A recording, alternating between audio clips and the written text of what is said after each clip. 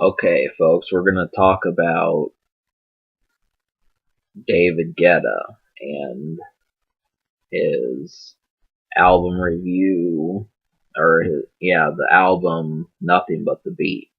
So this album is a little bit different than some of the stuff that I've reviewed, and basically what it is it's more dance and house type music, which more this type of music puts emphasis on clubs and going out and dancing a lot more so than just a regular rap or R&B record would. And this was a generally new idea back in 2009, 2010, and a lot of rap and R&B artists actually decided to give this a shot. Now, obviously, there's a difference between making their whole album about it and just dropping by for a song or two.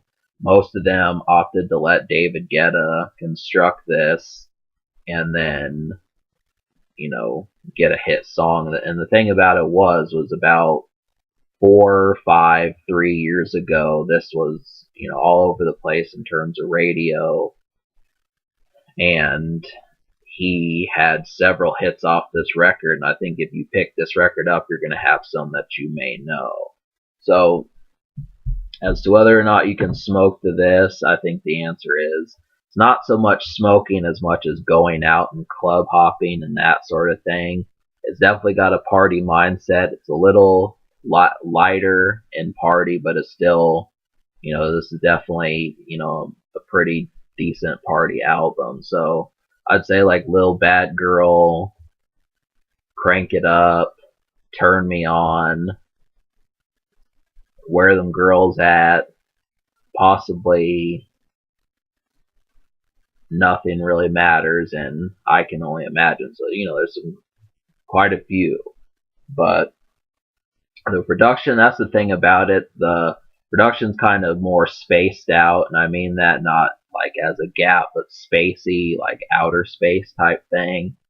And the thing about that is you're gonna hear some different types of synths and things like that that creep in usually during the chorus.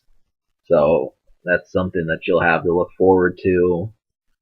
I like the Crank It Up beat.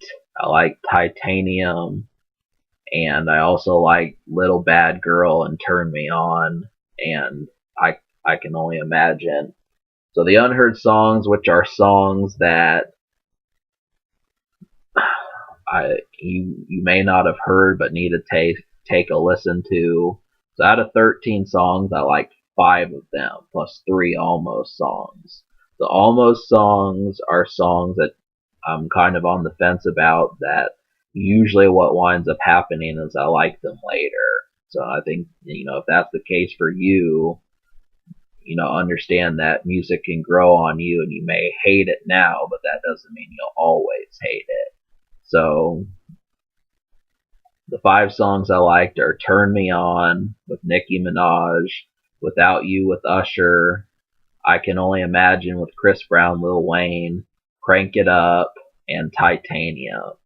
So those are the 5 best ones. Titanium has a great hook on there.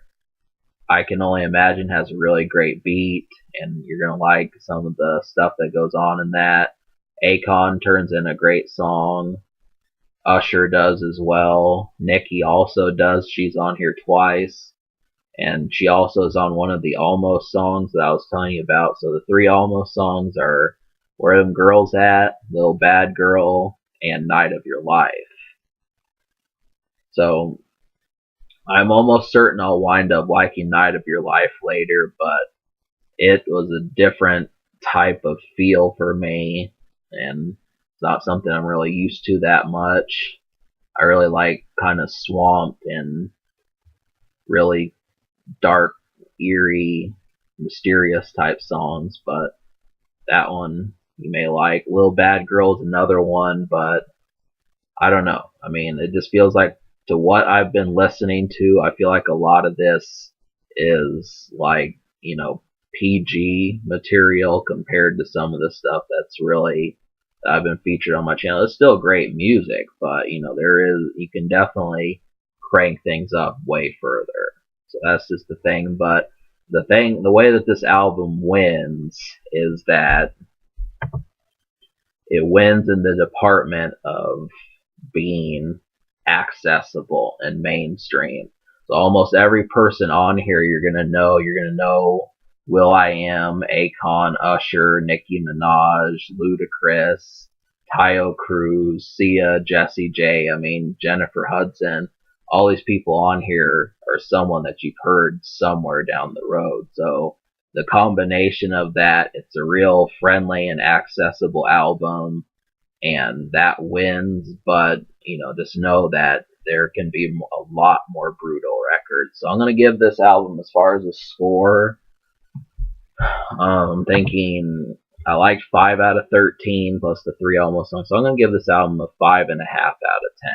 I could give it a 6, but it really depends, how much I'm gonna wind up playing these songs in the future.